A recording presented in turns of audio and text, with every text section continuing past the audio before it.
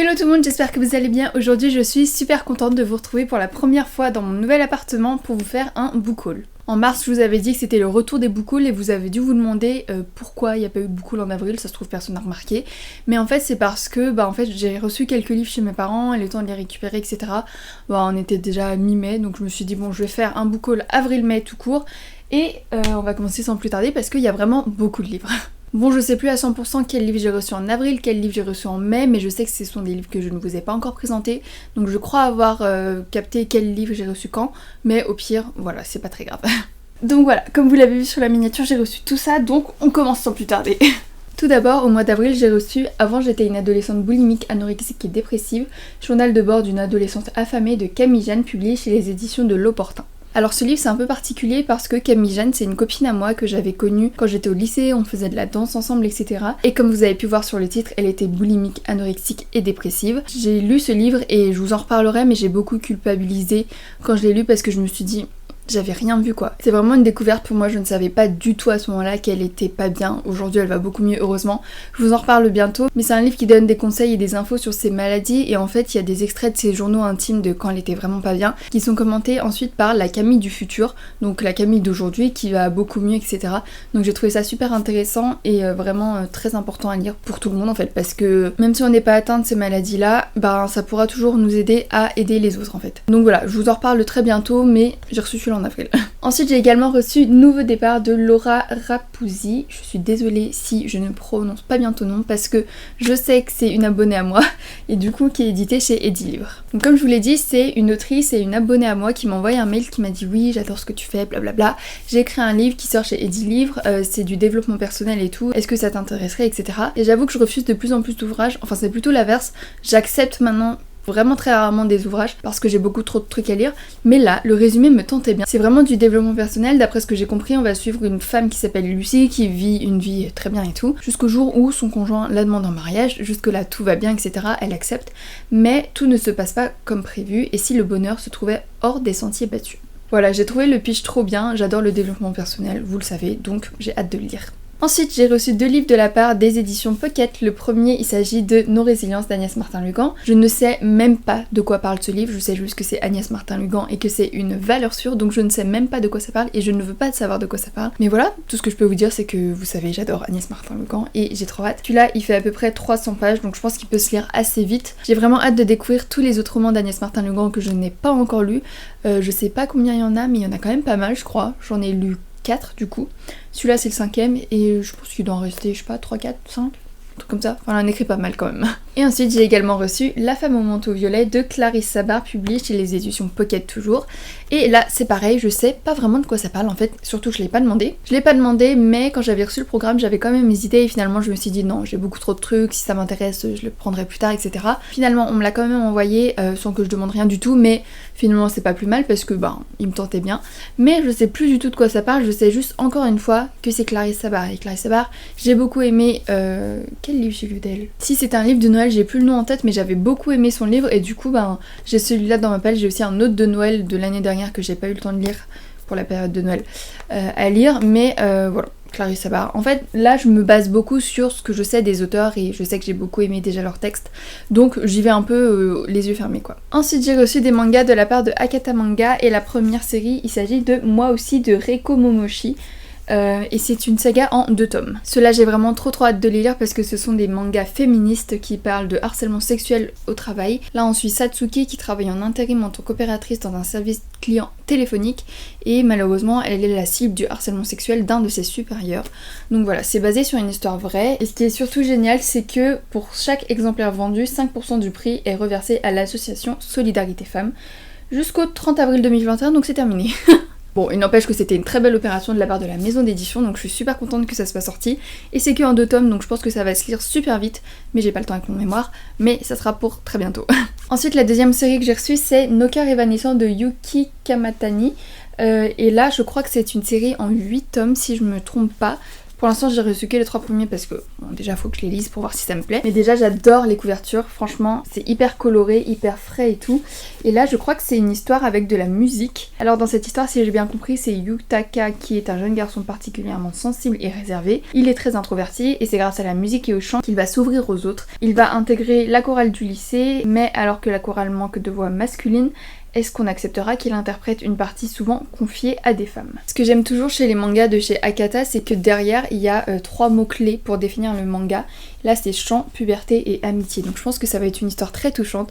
Et la musique, bah voilà quoi, j'adore, je suis musicienne, donc j'ai trop hâte de les lire. Ensuite je vais faire une belle transition entre avril et mai parce que j'ai reçu 2 fois le même livre, une fois en avril en épreuve non corrigée et la deuxième fois en épreuve définitive en mai. Il s'agit donc de Dis bonjour sale pute de Emanuela Todorova, publié chez les éditions Le Duc. Donc ça c'est les épreuves non corrigées et ça c'est l'épreuve définitive que j'ai reçue il y a quelques jours seulement, qui est dédicacée, donc merci beaucoup à l'autrice et à la maison d'édition Le Duc. Et avec la version finale, ils nous ont même envoyé un t-shirt, hop, comme ça, non c'est non.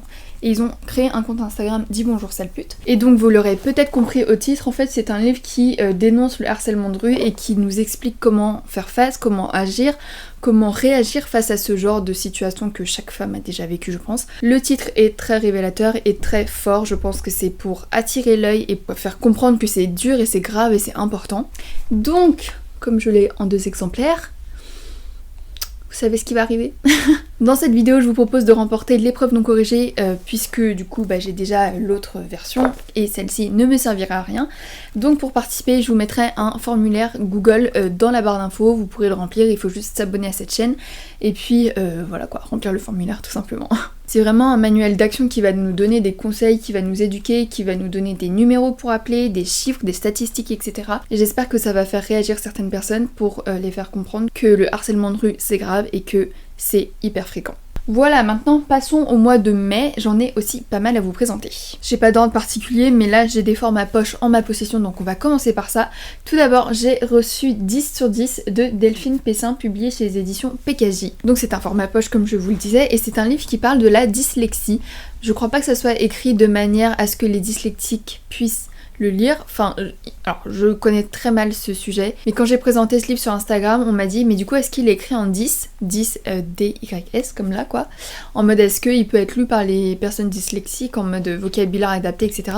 Je ne crois pas.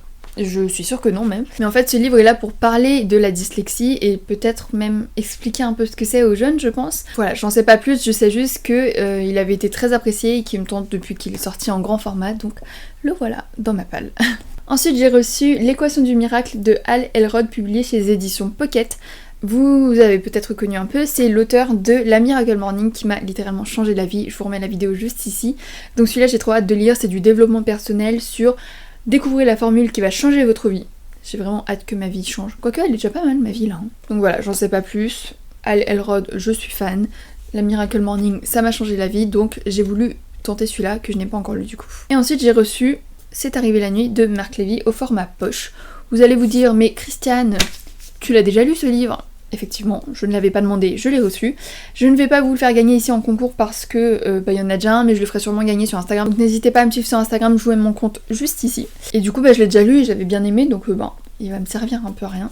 Mais je le ferai gagner à un moment je pense. Ensuite on passe au grand format et le prochain que je vous présente, je suis tellement contente, je crois que c'est le livre pour lequel je suis le plus contente de cette vidéo. Il s'agit de L'été de tous les possibles de Jennifer Niven, publié chez les éditions Gallimard Jeunesse. Ça me fait trop bizarre de tenir un aussi gros livre alors que j'ai l'habitude maintenant de lire sur des poches ou sur ma liste etc.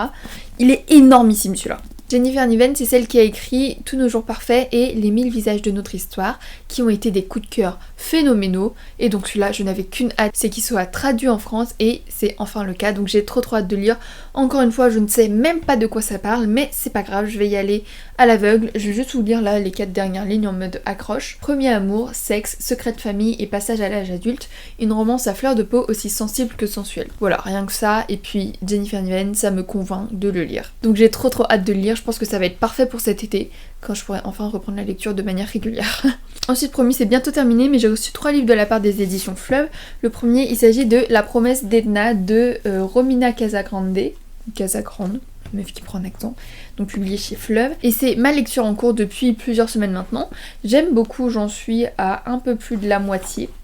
Et en fait, pour être honnête, c'est un livre qui m'aurait pas plus tenté que ça il y a quelques mois, quelques semaines. Faut vraiment être dans un mood, je pense, parce que c'est un livre où dans cette histoire en fait on va suivre Edna qui est une femme assez âgée qui va décider sur un coup de tête de repartir retrouver son meilleur ami d'enfance qu'elle n'a pas vu depuis des années et des années, des dizaines d'années. Vraiment ils se sont quittés, ils devaient avoir je sais plus 10 ans, 15 ans, un truc comme ça. Et parce qu'elle a retrouvé sa trace grâce à un journal, etc., elle a décidé d'aller le retrouver pour un peu tenir des promesses qu'elle lui avait faites quand ils étaient tout petits, etc. Bref, une belle histoire d'amitié. C'est un peu une quête initiatique parce que finalement dans le roman il se passe pas des milliards de choses, c'est juste tout son trajet jusqu'à son meilleur ami, mais du coup c'est très long, et si vous me connaissez peut-être, c'est pas forcément le genre de roman que j'aurais beaucoup aimé parce que très long, très contemplatif, etc. Plein de rencontres avec des personnages, etc. Mais là j'étais grave dans le mood quand je l'ai reçu, je me suis dit vas-y je le commence direct, donc j'étais grave dans le mood pendant je sais pas les 150 premières pages. Ça commence un peu à être long, mais c'est aussi parce que évidemment je prends du temps à le lire, mais je pourrais le terminer en un jour, là 2 jours, sauf que j'ai pas le temps. Désolée, on dirait la meuf, elle a un emploi du temps de ministre, mais promis dans quelques semaines ça sera bon, je pourrais me mettre à la lecture mais 100%. Donc voilà, c'est ma lecture en cours que j'aime beaucoup, et comme quoi il faut vraiment lire les livres quand on en a envie, quand on est dans le bon mood, parce que quand on se force ça sert à rien. Celui-là, si je l'avais lu il y a 6 mois, je me serais forcée et ça aurait rien donné franchement. Donc là je suis très contente et je vous en parle très bientôt dans une prochaine vidéo. Ensuite j'ai reçu Le fabuleux voyage du carnet des silences de Claire Poulet. Déjà je trouve la couverture trop mignonne, c'est genre un petit café et tout. J'adore la couverture. Et ça, je ne sais pas de quoi ça parle. Il me semble que je l'ai vu un peu passer sur les réseaux sociaux, et dans ma tête, il me semble que c'est quelque chose d'assez drôle. Ça se trouve, c'est pas du tout ça. Mais là, il y a des citations qui disent « Ce livre est magique, une lecture qui fait du bien ». Donc voilà, j'en sais pas trop plus, et moi j'aime bien y aller à l'aveugle sur certains romans. Donc je suis désolée, mais je vais pas vous faire de résumé sur celui-là. Ensuite, pour terminer avec les éditions Fleuve, et ensuite j'aurai plus qu'un livre à vous présenter, et pas des moindres, j'ai reçu Doucement renaît le jour de Delphine Giraud. Alors sur la bande c'est écrit par l'auteur du best-seller 6 ans à t'attendre. C'est un livre que je ne connais pas. Celui-là, déjà la couverture on en parle, elle est magnifique, je suis fan des fleurs, je suis fan du rose. Elle a tout pour me plaire. Pareil, celui-là, je ne sais pas vraiment de quoi ça parle. Si j'ai bien compris, c'est l'histoire de Connie, une jeune femme au caractère bien trempé qui a réalisé son rêve en devenant fleuriste et qui gère donc sa boutique vraiment parfaitement. Mais un jour, elle va découvrir une ancienne photo d'elle à côté d'un petit garçon et toutes ses certitudes s'effondrent. Elle va se demander qui est cet enfant, pourquoi je suis à côté de lui, etc.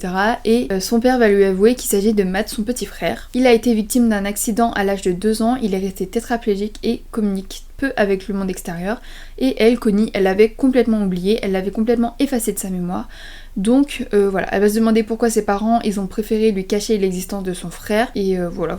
Franchement je connaissais pas vraiment le résumé avant de vous présenter le livre là, et ça a l'air vachement bien quand même. Mais en tout cas j'ai vu que des avis positifs sur les réseaux sociaux, donc j'ai hâte de le lire. Il est un peu gros quand même, il fait, oh ça va, 350 pages. Et pour terminer, j'ai reçu un sigel Les bulles de savon de Marie Vareille, publié chez les éditions Charleston. Est-ce que j'ai besoin d'en dire plus? Marie Vareille. Je sais que c'est complètement fou parce que je n'ai lu qu'un roman de Marie Vareille, mais il m'a tellement... Ça a été mon plus gros coup de cœur de l'année 2020. Vous l'avez vu dans mon top 10 de l'année 2020, mais le syndrome du spaghetti, ça m'a foutu une claque. Enfin, ça a été un tel coup de cœur que franchement, même si j'en ai lu qu'un d'elle, je lui fais confiance à 1000%. Donc j'ai reçu son nouveau roman qui est par ailleurs dédicacé, donc merci beaucoup. J'ai aussi dans ma palle La vie rêvée des chaussettes orphelines, qui d'ailleurs a conquis 300 000 lecteurs, donc ça a été un gros best-seller. Mais celui-là, je crois qu'il parle de maternité et le fait de devenir maman, etc. Du fait que c'est pas si facile que ce que l'on pense. Je crois, je suis pas du tout sûre. Mais voilà, c'est Marie Vareille, une valeur sûre, alors que j'ai lu qu'un roman d'elle, mais j'en suis sûre. En plus, il y a que des avis positifs partout. Faut vraiment que je prenne le temps de me plonger dans ces autres romans parce que j'ai trop hâte, je suis sûre que ce seront tous des coups de cœur. Donc voilà, c'est tout pour cette vidéo, j'espère qu'elle vous aura plu. N'hésitez pas à me dire si vous avez lu un de ces romans, si ça vous tente, et surtout, n'oubliez pas que je vous fais gagner 10 bonjour sale pute. Ça fait trop bizarre de dire ce titre comme ça en mode normal. Donc n'oubliez pas que vous pourrez retrouver un formulaire dans la barre d'infos pour gagner ce livre. Et du coup, voilà, j'espère que la vidéo vous aura plu. J'espère aussi que je vais réussir à tenir le rythme jusqu'à la fin du mois de juin sur les vidéos parce que j'ai mon mémoire à rendre, comme vous l'avez peut-être compris vu que j'en parle depuis 6 mois. Mais je vais tout faire pour. Et surtout, n'hésitez pas à commenter, ça me fait toujours plaisir quand je vois des gens me dire je commente très rarement, mais voilà, j'aime beaucoup ce que tu es, j'ai lu tel livre, blablabla. Ça me fait toujours très plaisir de parler avec vous. Commentez, likez, partagez, vous abonnez, blablabla, vous connaissez le refrain. Et moi, je vous souhaite de très bonnes lectures et je vous dis à la semaine prochaine, j'espère, pour une nouvelle vidéo. Bisous!